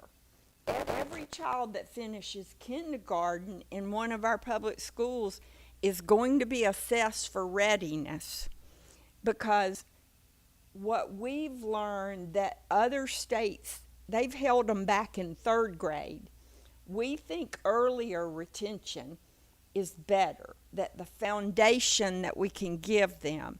It is not the end of the world for a child to spend 2 years in kindergarten or possibly 2 in first grade. But the earlier we intervene, the better. I want to talk to you, the second thing I'm going to tell you about the bill is part of the bill deals with vision and hearing. And have you talked about this, Lisa? No. Well, y'all should know that Lisa is the state champion for this in the legislature because she carried this bill. That there was a bill written so that every school system would get screening equipment for vision and hearing. Oh my gosh, what else could be easier than the child can't see? Let's fix that. That might be why they can't read, right? So it was going to buy the latest equipment. It was $2.7 million. It passed the House. It passed the Senate. Unfortunately, it got cut out of the budget. But I feel certain that there are going to be people that are still concerned about that. Because in the grand scheme of things, that sounds like a lot of money to me, but in the grand scheme, that's really not. So we want to be able to do that. And we have not let that die. And Lisa, thank you for championing that cause. Lastly, yes, she is on it. I'm pretty sure she won't let anybody forget about it either. The last thing is what I really want you to take away. And is Clint still here? Yeah, there you are. You talked about the least. That's really the mantra for me for this last part. And it's a little known part about the literacy bill deals with early learning, language nutrition. Do you know that a baby in the womb, the 3rd trimester, can hear and can identify with the voice? A baby at 5 hours old can track your eyes and communicate and respond to you, will respond to you at 5 hours old. I feel like this is like the last frontier. Our teachers are doing everything they can possibly do in the classroom, right? But what's happening is, and I was an elementary school principal, children come to school and from 40 to 60% of the class, so maybe 40%, they come in, they're your children and our grandchildren, and they sit down at the desk day one and they're ready to learn. They don't know how to read, they're not supposed to, but they've got some basic social skills. They know how to sit in the chair like these young people back here in the audience here. They know how to follow simple directions. They've got some sounds. They've been read to, so they have a rich vocabulary. From 40 to 60% of children in our kindergarten classes today do not have those basic skills. In my school system, we're even getting kindergartners that are not potty trained. They do not know how to sit in a seat. They have no idea about following directions. What happens is we have to socialize them to kindergarten. And then we try so hard to catch up. They don't understand basic rules because all they've ever heard is sit down, be quiet, eat your supper, or whatever. So imagine being that teacher and that gap and how much bigger it gets. Well, there's something you can do about it. But I need to tell you, there's no law that these people can pass, and there's no amount of money. It's going to have to happen in every community. And we have got to talk in rural Georgia about this. My community, which is Effingham County, where we live, we never had anything like this. We had all these random services. We've had 4 meetings now in our county. We have 99 people coming to the meetings. Sheriff's office, our libraries, our daycare people, I don't even know how to tell you all the people, health care people, health department, school system, and what they started saying that first meeting. I didn't know about all these services. I didn't know that was available. I didn't know that you would come to my daycare. Just a few examples. We've started offering training to daycare providers in our school system. We gave them $100 stipend. Basically, it was pretty inexpensive. We fed them a good lunch. We brought them in on a Saturday morning, because it has got to happen with the least of these. It's got to happen, and we fail if it doesn't. I've told them from day one, we fail. If we only help our grandchildren or your children, we fail. If we can't reach the least of these, there's a trailer across from our church with children in it that don't have books in their homes. There's people in your community. You know, our churches, and I'm not at all against mission work, but we're neglecting children in our own communities. And there's ways your communities can get together. Imagine what it would be like if we had more children coming to kindergarten ready, more children with higher skills where we could take those children. Imagine if we could get every child reading on grade level. I have a meeting Monday with our two big hospitals in Savannah. There's a program called Talk With Me Baby, and there are other programs like that, but where every person that comes in that room with a new mom and baby are talking to them about talking to their child, eye contact, and reading to their child, and things you can do. It's a cultural change. 5 years later, in research studies, those parents are saying, I didn't know it was important to talk to my baby. I didn't know, and I'm so glad the research study happened at Grady Hospital in Atlanta. I just visited there Tuesday, I think. The research shows that it's made a difference. Even 5 years later, parents are saying, we use this, we just didn't know. So, Lisa, thank you so much for letting me talk to them, and I appreciate it, and I hope you'll go out in your community and spread the word. It's very important.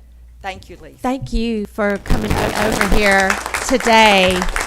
I know you're so busy and so hard at work on this, and I really appreciate you coming and share about it. It's so important. And, you know, when we look at adults in all of our communities, whether it's rural or otherwise in our state, who struggle, who are or have been incarcerated, or who will be incarcerated, who are homeless, who can't put food on the table sometimes, frequently it's because they can't read. And when I think about these children today, who we could avoid them having that future one day, that to me is the most powerful work we could be doing as a legislature, just making sure we have everything lined up to make that happen. Because you know, I look at everybody and I think that's some mama's baby. She still looks at that grown person and sees her child. And so I think it's compassionate work that you're doing. And I thank you for what you said about the screening bill, but I remember whose idea it was, and it was hers. and I appreciate you working on that with me and encouraging me to proceed with that. But members, I'm sure we have questions for Ms. Dale. Are you happy to answer some questions? And I know you're limited. Oh, no. We're actually ahead of schedule right now. So if you have time to take a couple of questions, let's do that. I'm just going to start over here and work my way that way. So let's start with Representative Cameron. Is that me? That is you. Thank you. Good morning. Thank you for what you presented today. I'm up in the northwest corner of Georgia. We have little girls who don't have undergarments because they've never had undergarments, and they come to school. So we have to raise awareness, and also people have to donate things to children because they just have no idea. You're exactly correct. They have no idea what they're supposed to have or what they're supposed to do because they're never taught, because their parents were never taught. So thank you. Representative Stinson. Strawberry Queen. Yes. Yes, thank you. Thank you. And thank you, Miss Dale. I almost want to call you Mother Dale. As a mother from Georgia, I really appreciate your words, and thank you so much for thinking of the least of the. But my question is relating to what you were suggesting that we can do as legislators as it relates to engaging with our local boards of education. I know right now there's a conference going on in Savannah with State Board of Education members. Has there been any, are they aware of any of this? So if I reach out to some of my superintendents, they will have some idea of what I'm talking about before I go into this. I'm just speaking from past experience on things, and when I reach out to them, they have no clue of what I'm talking about. So I just wanted to, because I want to go back. I'm ready to go to work for you. I'm ready. Let me tell that, Dale. So we visited with the State Board of Education yesterday. Okay. And to my dismay, I made some comments, and I really did really good. I got a couple of nods. So she presented something similar to what she just presented to us. She got a standing ovation. So yes, Patty, they are aware, but they need to be more aware. Yes. Yes. But the message is getting out there. Dale is really an ambassador for us and for doing the right thing. And so the message is getting out there, but we have to continue to tell the story. That's right. That's right. Ms. Dale, will you press that button? Yes, ma'am. I think the thing you need to do is what I did. I went to our school superintendent and talked to him about what a great job he was doing and how much he had done, and could he just imagine a world where the kindergartners came better prepared. I acknowledged, I said, Yancey, you've been working on this for decades. We've been working on this literacy crisis for decades. Are we perhaps just putting a Band-Aid on the problem when we try to fix it after we've wasted the first 5 years of a child's life? I said, Yancey, will you help me? Will you really help me get this started in our county? He comes to every meeting. He's provided me with resources, a place to meet, a person at the school board that's way smarter than me that can help. She helps design the meetings and the agenda, and of course we're working on a plan, writing down the plan, all that. But I think you can convince your superintendents. Barry, doesn't that sound good to you? All right. Thank you. Representative Williams. Thank you, Madam Chairman. First Lady, it's when the gentleman before you presented, and he made the statement, the least of these. I wrote it down because on my way to Atlanta yesterday before coming here, I couldn't get my chairperson of the Board of Education off of the phone because she told me, she didn't say one thing the speaker said, but she told me, you turned it out. And what she said moved her. I just wanted to throw that little curve at you, Speaker. But what she said was when you talked about the least of these, an African-American community, when an event, a revelation, It's followed by an event, and it's called confirmation. And this morning, when that preacher said what he said, I considered that confirmation, and I wrote it down because she literally talked about you for 30 minutes.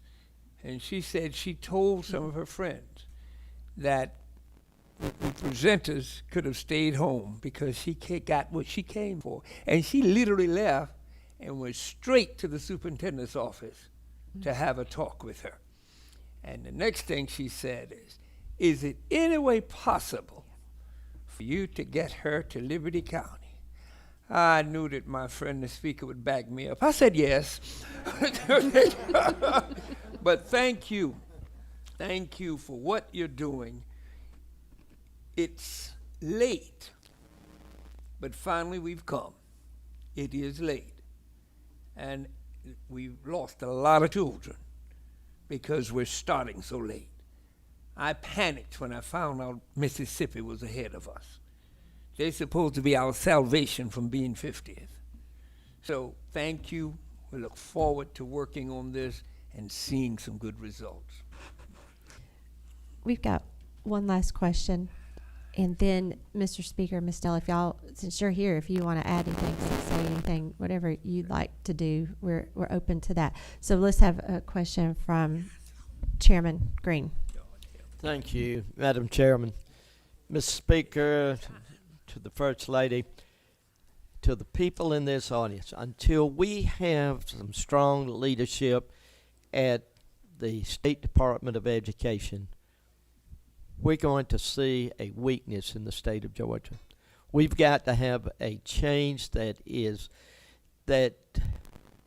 pushes forth a literacy program. They have said they have these things, but we have not seen the results. And we need help when it comes to the federal programs. They have become babysitting programs, and that I was in several of them not long ago. There is not the type of work that needs to be done in those areas. It is just a babysitting situation, and that is a sad commentary on all of us, and we need to make those changes. And thank you for stepping out, and that is making a difference. But we've got to do something to make sure that we have the leadership in the state of Georgia.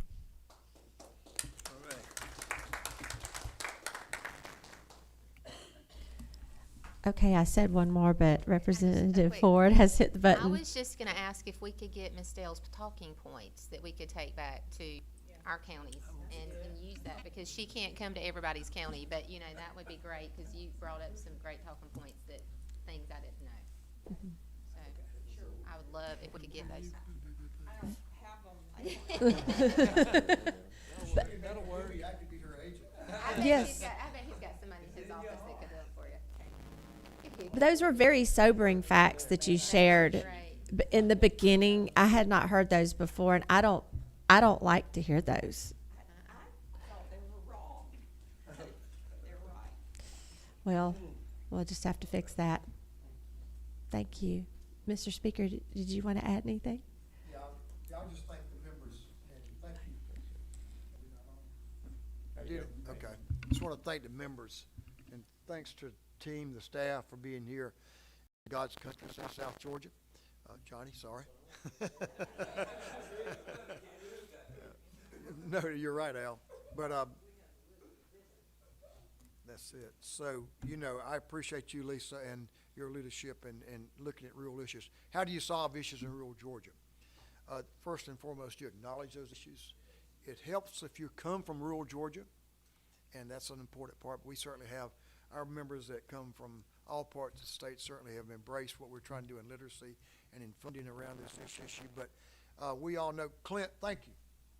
Thank you for what you and your ministry is here, and thank you for being at the Capitol with us. It's all hands on deck, I like to say. It's not just it's not just our school systems, Mary. It's not just what we can do in the General Assembly. And it's even so it could be helpful, Gerald. I think you're spot on when it comes to the leadership we have in the state in the state school superintendent's office. I'll be specific. All of those things that we're going to have to come together as a group and to address this issue because it is so important, it is so impactful, and it's diverse. Health care, thanks to the Lions and what you're doing.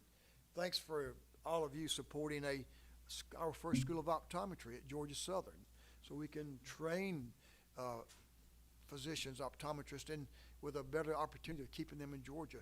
Thanks to Becky and everything, and Anna and everything y'all do in health care, and Mike, what y'all have done in this community. It's all of us together, pulling together. And it's no one silver bullet that solves this problem. It's all of us continuing to work together. And the work of this committee going out all across Georgia and looking and finding solutions that are working in this community. We can go in and duplicate those in other communities if it really catches on. And you're right, Jacqueline. And that's what it takes to is get the message out. Craft solutions, I think we do a great job of that in the House. And we lead on that part. And we're forthright. We gather the facts, what committees like this are doing on any number of important issues that are important to Georgia, but especially important to Georgia's future. And that's our young people. That's our next generation. And we're going to be there for them in so many different ways. And certainly appreciate all the colleagues that are here, have traveled down. And thanks for this community hosting this event. Thank you. And thanks to all of you who have attended this morning from so many backgrounds. And I'll close with this. If you drove in here, you saw the fruits of our labor. I think Director Sabo was Johnny here with earlier, and who did such a great job helping, trying to protect our neighbors and down in Brantley County and where the fires were down there, and did such devastation. But the impact from Hurricane Helene is still very evident here. And I will tell you, as a country boy who's lived out on the farm all my life and in the woods, if you will, that the danger is not over because of all this debris. These dead trees that we see have blown over that have died as a result of Helene are a hazard, not just for those who own that property, but for their neighbors and the homes, because people live all over the place out in rural Georgia now. So I hope we will keep our focus on making sure resources are devoted to the continued cleanup from Hurricane Helene, because it is still a real threat to a lot of different communities around our state. Thanks for letting Dale. I mean, she's doing great. I'm turning literacy over to Miss Dale and you guys. So I'm done here. So, but it's an ongoing process, and thanks. It's like, again, it's all hands on deck.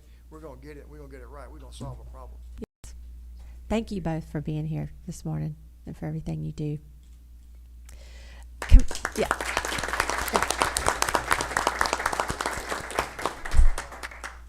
We're going to hear, lastly, from the Lions Lighthouse Gospel Station.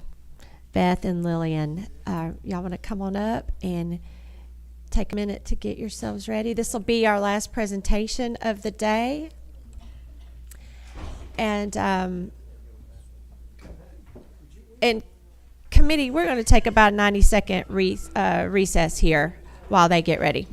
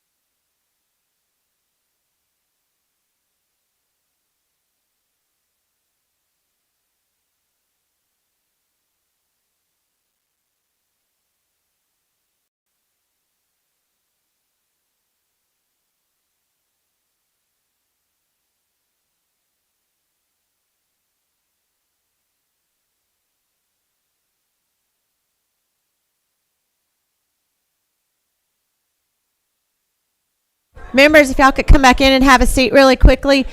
We have got a hard stop, absolutely not a minute past 11:20, because some of us are presenting across town at a meeting. So, but I do want to get Beth and Lillian from the Lions Lighthouse Foundation. I just told them they got to keep their presentation very short, but I promised them when we were back in session and have a committee meeting that we're happy to have them come back and talk to us in more detail. So why don't we just have you go ahead and run through these slides?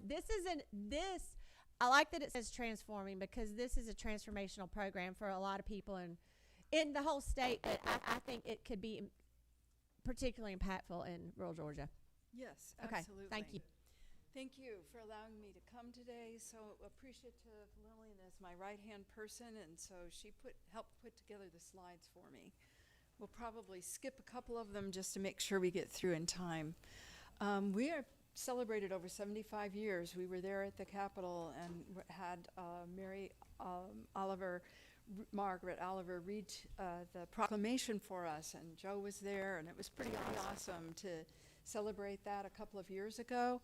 But we are here to really transform vision for all of Georgians, not just children, but we do have a specialized children's program that we'll talk about as well.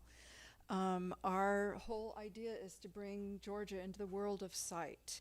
And we do focus on those that are at 200% of poverty or below, just to make sure that those who need the care can get the care. You can see this map here from Emory, which talks about the fact that there are well over 52 counties in the state that really do not have vision care providers, as was mentioned by Mercy as well. And so we're working on getting to those counties and being able to serve all of those Georgians in need. Even if they had one or two providers, my thought is that they're going to be dealing with the ones that are paying. And so we're here to take care of those that don't have insurance, that need the help. We do this through a statewide partnership we have with a network of Lions. Lions help us with the screenings across the state. Optometrists, ophthalmologists who help us when patients need surgery. We have a surgery program. And helping with exams, eyeglasses, and just Georgians. Last year we served over nearly 70,000 Georgians. Who we are, our key thing is to provide access and accessibility. So for example, if a person comes to us and they're if a child comes to us between the ages of 0 and 18, they're not going to have a charge at all for the services that we provide, thanks to our donors. If they're 18 and older, the cost is just the cost of our lenses. If they need eyeglasses, there's no charge for exams. So eyeglasses start at about $15. It's $60 for progressives. We add in a little bit extra for shipping when they're rural to get them to them. For surgery, we provide that care at no charge to them. They again have no insurance. They're between 200% of poverty or below, and no ability to pay for that. And they are a Georgia resident. We're called Georgia Lions Lighthouse for a reason, because it's for Georgians. We serve anyone who needs that. One of the key points we find is that 73% of Georgia Lions Lighthouse Foundation patients that we serve live in urban and rural areas. Accessibility and affordability. So in 1996, we started our mobile clinics, traditional mobile clinics, where we'd have a doctor join us and provide that care. In 2011, we opened our vision clinic in Chamblee when we moved into the new building, and we recently upgraded to state-of-the-art equipment, which in fact I just used yesterday with our optometrist. And the great part is you don't even have to get your eyes dilated anymore, because we have such great equipment. Got pictures of the back of my retina, and I was able to talk about issues that I have. In 22, we launched our statewide teleoptometry program, primarily in response to the pandemic, because at that point in time, we lost a lot of doctors who had been volunteering for us. These doctors can join us remotely and be able to have a chance to serve the patients that need us most. We provide that service in nearly 50 health clinics at this point in time and working to expand that. In early 2023, we started providing school services. We go take our equipment inside the school, set up a pop-up clinic. When we first started, we were giving out vouchers and found that nobody was using them. I think one family used it, and our donor, who was supporting us going into the schools, and we started with Atlanta Public Schools at their request, said, my goodness, we want to see glasses on faces. And we're like, well, that's a novel idea. So we started recruiting doctors. We worked with optometrists under contract. And I'm so excited to say that this month we hired our first full-time optometrist to work with us, which will greatly change our ability to get out into rural areas. Excited about that. Our eyeglasses are produced in our Chambly lab.